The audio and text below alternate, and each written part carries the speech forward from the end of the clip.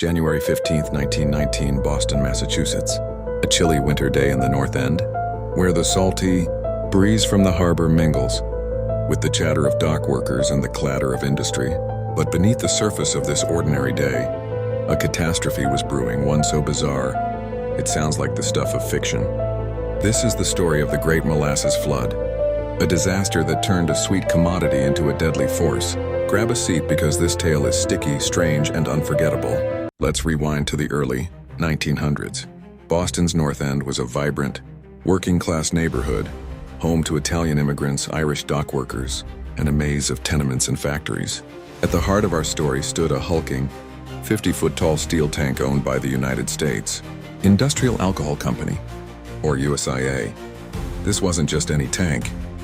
It held 2.3 million gallons of molasses, a thick, sugary syrup used to make everything from rum to industrial alcohol.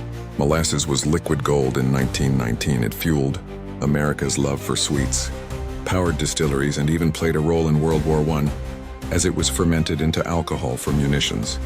The USIA's tank, built in 1915, was a marvel of modern engineering, or so they thought. But there were problems from the start. The tank was shoddily built, rushed to meet wartime demand. It leaked constantly, so much that local kids would sneak up with buckets to collect the sweet dribbles. Workers reported strange groans and creaks from the structure, but the company ignored the warnings. Why? Profit. Molasses was too valuable and the tank was too full. On January 15th, 1919, the temperature in Boston climbed unusually high for a winter day, hitting around 40 degrees, and inside the tank, the molasses, warmed by the sun, began to expand. At 12:40 p.m., with no warning, the tank gave way. The explosion was deafening. Witnesses described a sound like a machine gun as the steel plates tore apart. Then came the wave. 2.3 million gallons of molasses, weighing over 13,000 tons, surged through the streets at 35 miles per hour. Imagine a tsunami. But instead of water, it's a sticky, suffocating wall of syrup 25 feet high in some places. The flood was unstoppable.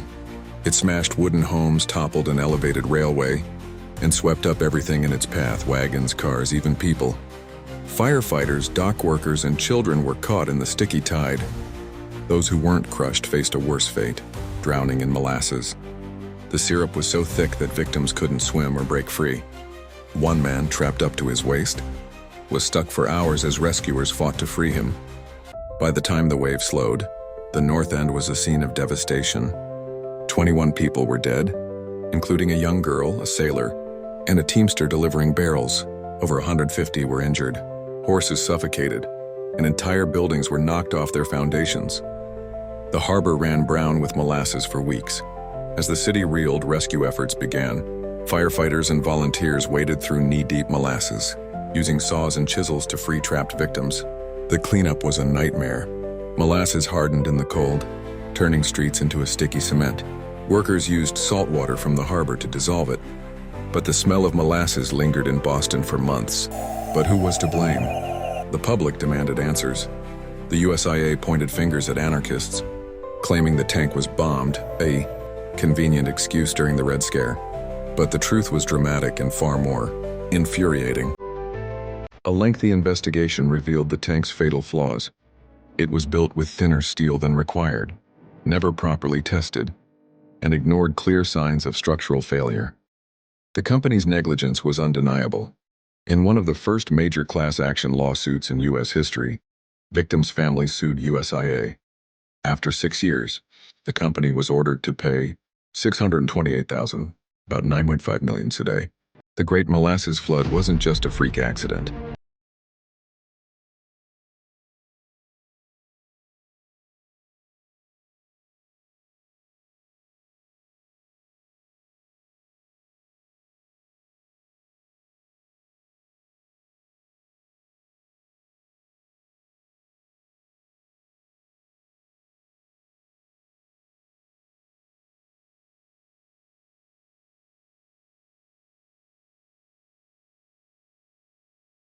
Nature of life.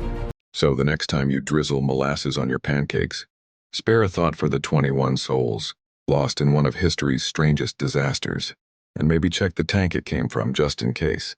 Like, subscribe, and hit the bell for more wild history stories. What's the weirdest disaster you've heard of?